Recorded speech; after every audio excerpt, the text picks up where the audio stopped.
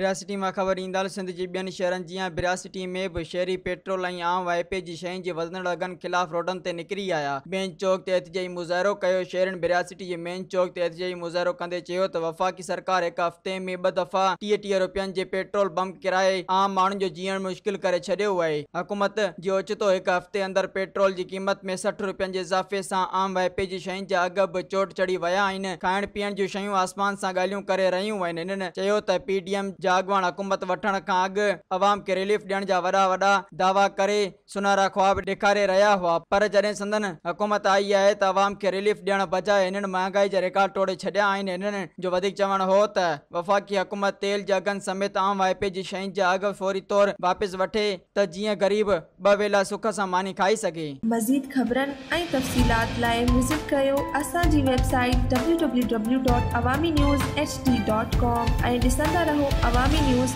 HD।